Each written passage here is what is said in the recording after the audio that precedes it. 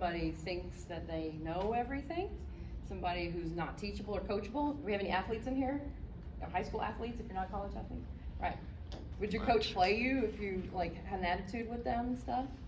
You probably sat on the bench, right? Yeah, so same kind of thing.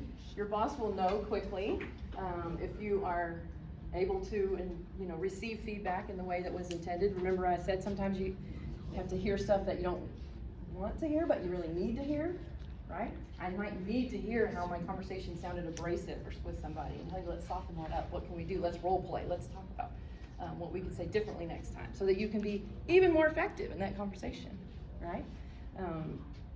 So that would be a pitfall. I think people coming in and thinking that they should be the general manager of the hotel and they have no experience or that kind of thing. Another thing I think that's really, really important, and I always have this conversation whenever we have our new corporate management trainees come in, is that servant leadership. Y'all know what that is? Somebody tell me what that is. Servant leadership, however you want to define it. What's that mean? It's like working for your employees and giving them better opportunities. Like basically making the job easy for them and trying to make their job more fulfilling and to like succeed you. Yeah, so servant leadership, absolutely. And I would say in addition to that too, like that is all excellent stuff. And I would say being willing to do whatever it takes. So if you gotta go clean a toilet because they're getting behind and you gotta do it, then that's what you gotta do. And somebody who's not above that. So that's why I think that whole humility thing, if you can acknowledge and appreciate other people's contributions to the team, the company, your friend group, your family, your group, the project group or whatever, life's gonna go easier for you because then you're just a much more appreciative person. People who are thankful and grateful, studies show, you're just happier people. It's like, whew, let's lift each other up kind of thing.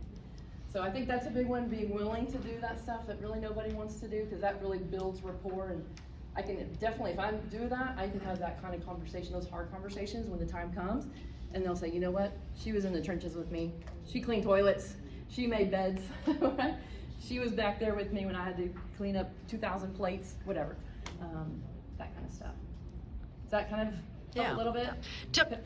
When you see their resumes come through, their applications come through, what are you looking for in a college grad that would be those transferable skills that you'd think, oh, I can put them there or even there? Mm-hmm. Yeah, so definitely your time that you've spent in previous companies, it is important. I know that a lot of times you don't have experiences quite yet. That's why you're trying to get a job to get experience. I get that. It's like the whole chicken and the egg thing. But I think being able to demonstrate that you started somewhere and then gained more responsibility and got more responsibility and got more responsibility, that shows a potential employer that you can stick with something, right? There's one thing.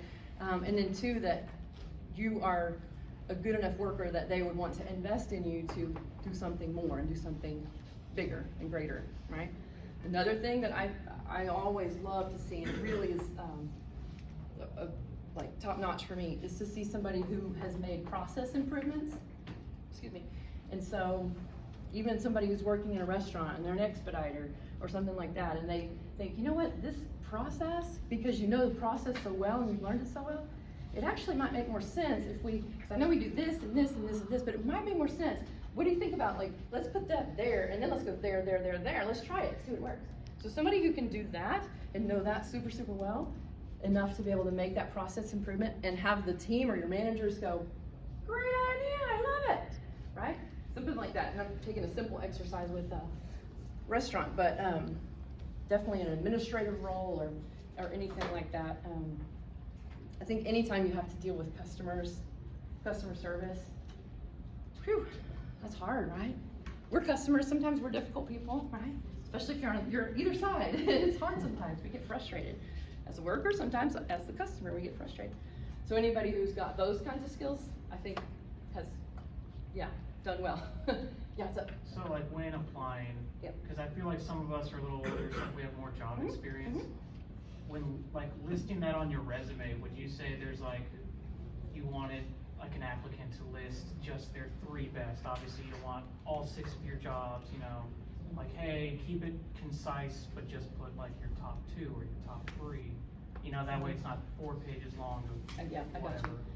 So I would say, and let me just preface it with this. If you ask 100 different like recruiters, you'll probably get 100 different answers.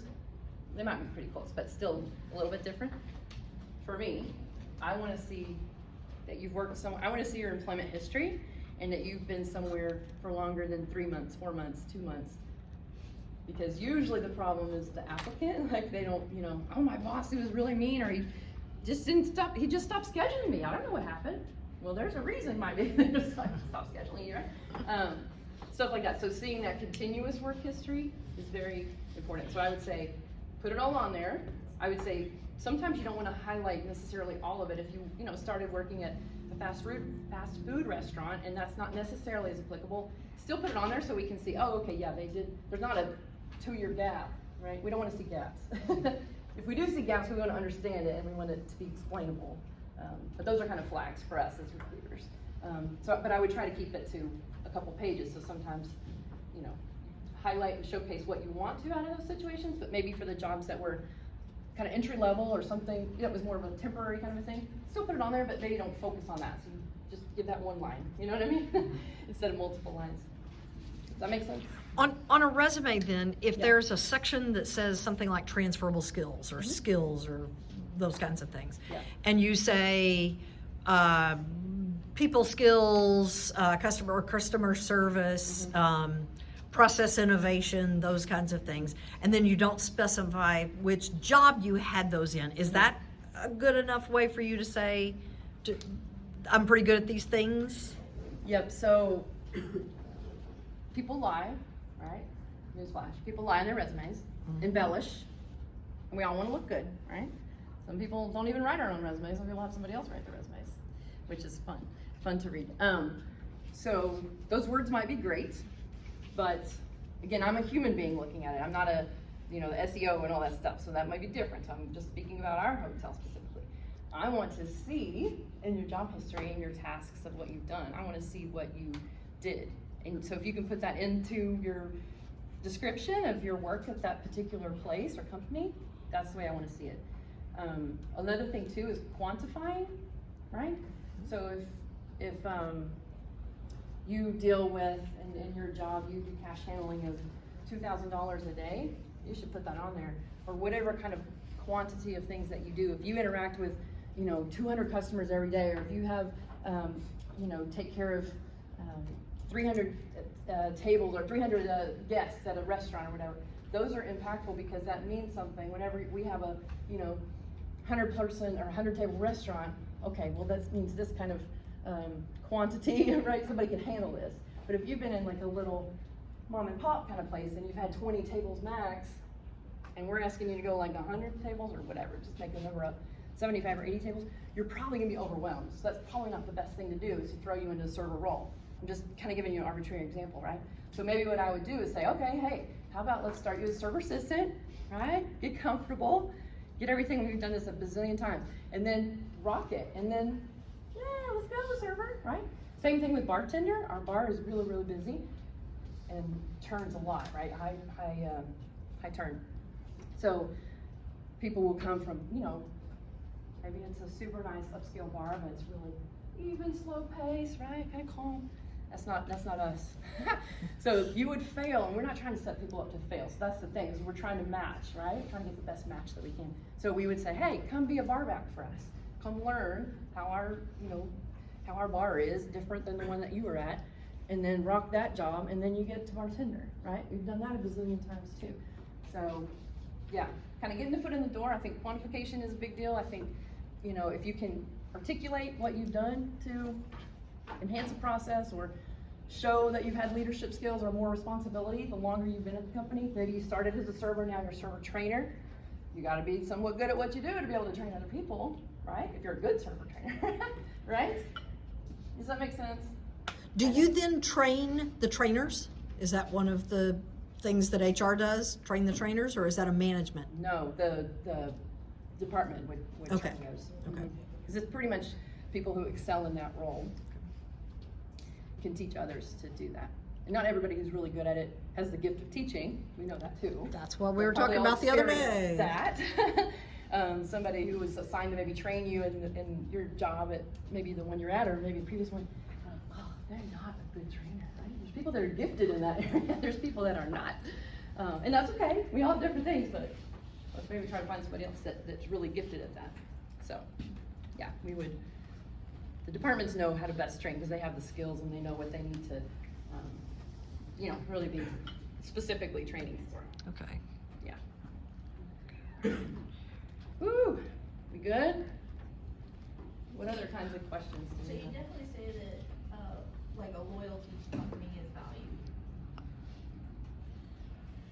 I think so. But I would tell you there's a lot of, obviously, y'all are, well, not all, I'm not gonna steer, but a lot are, maybe in the millennial generation, and it's not valued near as much as it, I think, used to be. And that's okay, I understand that. I'm getting to understand that more because I'm a little bit older than that, right?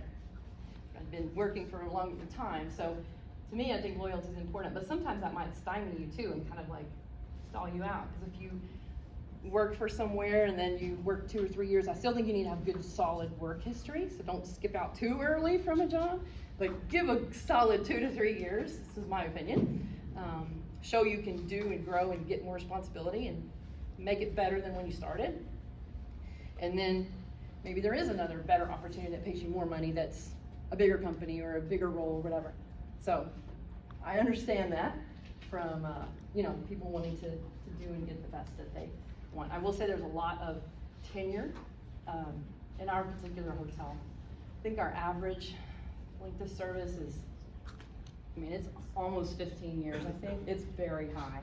We have so many people that have 40 and 39 and 35 and stuff like that. And a lot of like in housekeeping, for example, or people who are dishwashers, right? People who take out the trash every single day. We have a gentleman, 44 years. He's been there since the day the place opened. His job is to take out trash. And he does it really well. So, bless his heart. I'm super thankful for him, right? So he's been doing that for 44 years. He's one of our charter members. So that loyalty, it means a lot to us as a company, but I understand obviously this, going and changing it up. I do get that. So the way that everything is structured and including the values, would you say that there is or is not room for, to be able to say that there is a sense of seniority within? Yeah, it's kind of a joke that our housekeepers who've been here for 30 years can't get a Sunday off because there's so many people ahead of them that get Sundays off, as an example. We do schedule by seniority. I think that's like the only fair way to do that, at least for our company. So yeah, go down the line. That's very specific too in our banquets arena. We have a lot of banquet servers, and we have about another 100 banquet servers who are on call. So they only work when we have big functions. And, excuse me, there's definitely a seniority list there, and if you skip the list, you're gonna be in trouble. As the manager, like, you don't do that, right? You have to keep your order, because that affects people's income and their ability to work and make money. So, very important on seniority within your department. That's what you're asking. Yeah, and I think that also would help to have an incentive to also stay to help with the length of service. Because then you get the prime shifts, if you will, Do you tend to promote from within? Very much so, yes. I would probably venture to say 99.9% of our general managers for sure are promoted from within. I think our statistics for managers are 70 to 80% of our managers are promoted from within. Because again, it's that humility thing, like, you're not better than me, I'm not better than you, but we're gonna work together and I'm gonna grow and I'm gonna learn and I'm gonna get more responsibility. So we do promote a ton from within, yeah, very much so. Do you work? Interviews for that? Excuse me? Do you guys do interviews? Like, is there like a pool of people that you guys look at and then? Yes, so it's all like applications or applicant tracking system, so they would still apply if they're interested in moving up, for example, and getting promoted into a different job, then they would go through that application and definitely the interview process. There's an advantage because if the manager knows and they've already, I've worked with you for 2 years and I know you're amazing, but having to ask some different questions, because if you're going into a different role, there's gonna be different expectations, there's gonna be different, responsibilities and different measurements of what is success, right? What the results, desired results are. So yeah, definitely have the application process. Do you have a development program that you kind of early on identify some potential people who are doing really well and you think you want to grow them as managers? Or do you let them populate their way up? So a couple ways to answer the question. We have specifically our corporate management training program, which is for recent college graduates. And that would be a kind of a set track to go, hey, let's go, you go learn, and you go department by department and you learn all the stuff. And then after you come through that program, you're typically promoted as an assistant manager in banquets or in setup or in the restaurant or in housekeeping or front office or something like that. Excuse me. And then our from a corporate perspective and more of a regional office perspective, they have identified, and they do regular conversations about kind of people who could be potential GMs, and yes, taking them through some kind of formal training, lots of informal training too, but some formal training. And then as far as just other individuals who just come in and do a great job, those people typically are hungry to learn, they want to learn, they love to learn, and if somebody's willing to teach, they just keep growing and growing and growing. That's probably more of the most informal process though, of, you know, hey, I identify you, just me manager to you colleague, and then let's move and let's talk about, and we do also have, we call them check-in conversations, so typically around twice a year. It can happen a lot more frequently than that if you know, the manager chooses or the colleague chooses, but typically a couple times a year we say, hey, let's just sit down, how are things going, what do you like, what do you not, what do you feel like you're good at, what do you want to grow, what do you want to do, what do you want to do in 2 years from now, what do you want to do 5 years from now, and having those kinds of conversations. And at that point, a lot of the managers can help identify, hey, let's have you, you know, start looking at this, maybe be borrowed over here and learn this kind of skill, that kind of thing. So some formal, some informal processes. Alex? Yeah. Oh, sorry. Is hiring from within something that's like relative to your industry, or is it just how your company chooses to do it? Mm-hmm. Definitely within our company, very, very big, right? I think within our industry, it's pretty big too. Again, my experience is with Hyatt, because I'm one of those loyal people, right? No, but I do believe promotion from within is very, very big. And a lot of times, it will be for people that have worked the hardest, if you will, right? So they're hard workers, they show up every day, they don't call off, and they just are a workhorse. And then, yeah, so they might get to promote from within. If you think about it, you know what I mean? Like your managers would go, man, that person, yeah, they're do whatever you need them to do, they're always there. But there might be a plateau to where that person, like their skill set, maybe they can get to this level and then maybe they don't have the skill set, or maybe aren't wanting or aren't willing to go past that. And that's okay too. We have plenty of people who are in, you know, supervisory roles or assistant manager roles that are really good at what they do, and for whatever reason, they don't desire to grow on, or, you know, grow up or move up or whatever, and that's okay. So we kind of take wherever you are and whatever you want to do or be, and kind of work with it like that. Yeah. Again. Yeah, hello again. How often do you have to rewrite the rules, basically, with changing times and laws, and as things evolve? How often do y'all find yourself having to basically rewrite the rule book sometimes? Not very often. I'm trying to think of it as an example. Our Hyatt policies are pretty set from the corporate perspective, and then they kind of filter down to us. And we're a managed hotel property, specifically. So Hyatt has franchises, and we're a managed hotel property. So we have corporate Hyatt, and then it drills down to us. I'll say from an applicant point of view, and from a selection point of view, there have been law changes over the years that we have to adapt to. We don't get to change them, but we have to adapt to them. One right off the top of my head is the ban the box movement. Has anybody heard of that? Y'all know ban the box? Used to be on applications, we would ask, have you been convicted of felony or misdemeanor in the last 7 years? And you say yes or no. If I saw yes, I probably didn't move on with your application, if I'm being truthful, right? Depending on what it was. But now, we don't even have that question on the application anymore. You can't ask it. So ban the box. So there was a big movement to say, you know what? There might be some people who have felonies and misdemeanors that are still and would still be great workers for you.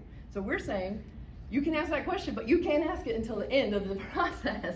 And so what we do is go through the whole interview process. We offer the job pending the outcome of a criminal background check, and everybody has to have a criminal background check. And then based on those results, you get hired. So there have been, you know, quite a few stories. That's probably for another day of all the different things that we've seen on criminal background checks.